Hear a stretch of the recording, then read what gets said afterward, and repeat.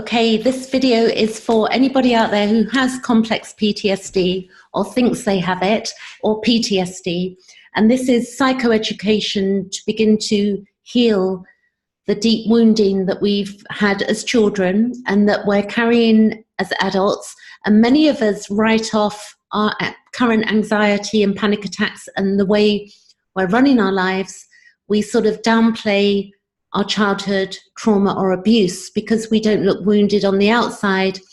People are not very forthcoming in helping people heal because the scars and the wounding, it's all inner and it's not outer. So a lot of people with C-PTSD don't get the kindness or the love that they need in order to heal complex PTSD. So what I'm looking at is Pete Walker's book, which if you've watched my other videos, then you would have seen that I've got this here, Complex PTSD from Surviving to Thriving. And what he talks about mainly is the first thing that we have to deal with in order to begin to heal is to get rid of the inner critic. And what is the inner critic? Many of you may have an inner critic and not been through abuse, but when people have been through abuse, the inner critic can be really vile, like the Wicked Witch of the West. You know, she's going to come and get you and you can't have what you want and she's going to take things away from you, and we can live a life of not giving ourselves what we need because we've got this voice in our head that also stops us being out there in the world. And it's a very complex thing, and that's why it's called complex PTSD. PTSD are events a lot of veterans have been through, and that's very serious as well to, you know, watch people that have had, you know, you've lost a friend or you've had seen people being blown apart. You know, that in itself is horrific, and most people would not be able to cope having gone through something like that. And also with childhood trauma, if somebody's had years of violence or abuse or wickedness carried out on them, then as children you get what we call arrested development, which means that parts of you don't grow naturally and normally. You know, it's almost like you're stopped in becoming who you are. It affects personality and also thoughts. So the first thing is the getting rid of the inner critic, and the list will be below this video from Pete Walker's website, which you'll be able to access. And then also flashbacks, 13 steps for managing flashbacks. A flashback is an emotional flashback to an event and where we get triggered and we go into fight, flight, freeze, fawn. So I highly recommend this book, Pete Walker's Complex PTSD.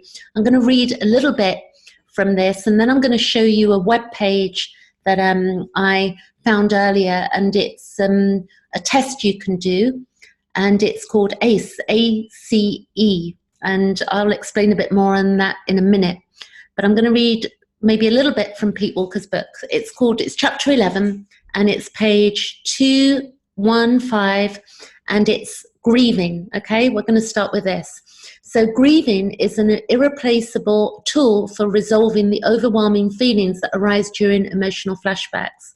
Moreover, grieving is the key process for working through the host of losses that come from growing up in a C-PTSD inducing family. So that's where a family has, you know, been abusive. Maybe they don't know any better, but the point is we can't just, you know, rule out our own lives and say, well, that's just the way it was, because so many adults are going around with anxiety, having panic attacks, and not being able to, you know, abandoning self, not being able to look after themselves properly because we're walking around with these unhealed wounds.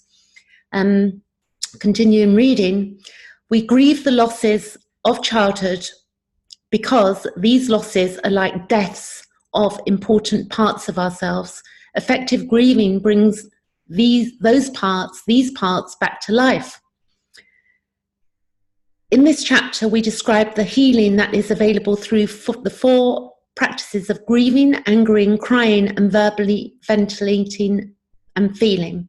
So if you can imagine, if you've not been able to play, you've not been allowed to cry, you've not been allowed to show your emotions, then through life, you know, we get into relationships that are pretty tricky, where we're playing out the same sort of role, where we're not really being who we really are because of our early conditioning. And that can cause so many problems in adult relationships as well. Continuing reading again. He says, if you find that crying or angering is inaccessible, does not help, or makes you feel worse, then your recovery work may need to focus more on deconstructing and shrinking your inner critic. Okay, so he says, grieving expands insight and understanding. I saw grief drinking a cup of sorrow and called out, it tastes sweet, doesn't it? You have caught me, grief answered, and you've ruined my business. How can I sell sorrow when you know it's blessing? And that was Rumi. He's mentioning a little poem here. He says, insight, as crucially important as it is never enough to attain the deeper levels of recovering. No amount of intention or epiphany can bypass a survivor's need to learn to lovingly care for himself or herself. When he or she is in an emotional flashback, it is crucial that we respond to ourselves with kindness when we are feeling scared, sad, mad, or bad. Grieving aids the survivor immeasurably to work through the death-like experience of being lost and trapped in an emotional flashback. Grieving metabolizes our most painful abandonment feelings, especially those that give rise to suicidal ideation, and at their worst can cause a lot of problems for us. Okay, so what that means is that thoughts of, you know, not wanting to be here, not being worthy, and feeling that you just don't want to live anymore. So we've got to really dig deep, and as we begin to grieve, and you know, for me, I spent a good 1.5 years grieving. As we grieve, we begin to soften that pain inside us, and we begin to heal. And then with that, I'm not going to read the whole chapter, but you know, grieving the absence of parental care, very important. And then we can get to verbal nurturance, spiritual nurturance, emotional nurturance, and physical nurturance. It is a path, and the more psychoeducation is out there, the more we're going to heal. The other thing I'm going to show you is this book here. It's called Trauma and Recovery, and it's by Judith Herman, and Pete Walker speaks very highly of her.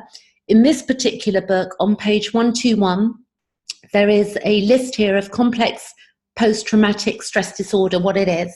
So here it is.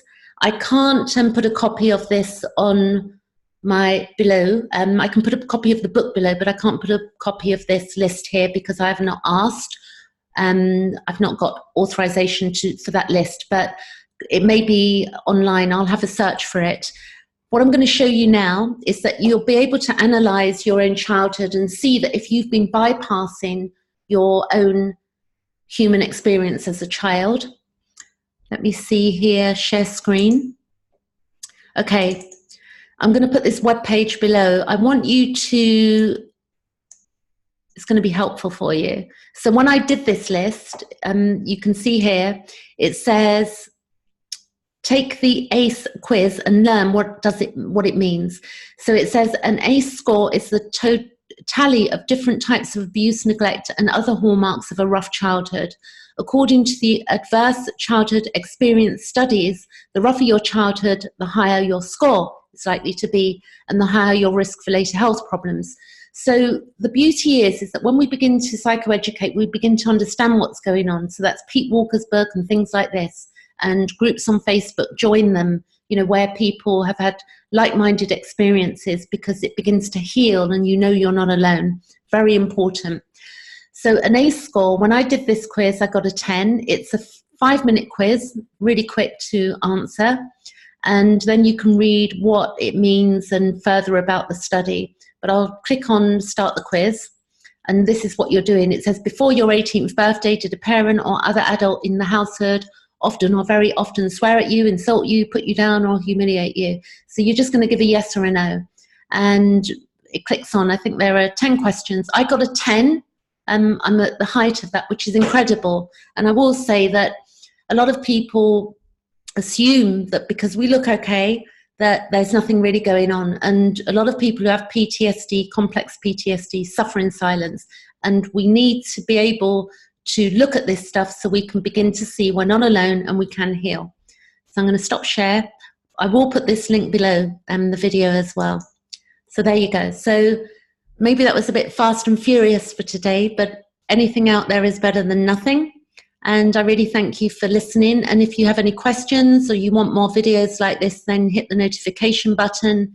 And if you feel you can also go over to Facebook and private message me if you don't want to leave a question below the video, because not everybody does. So there's another space where you can contact me.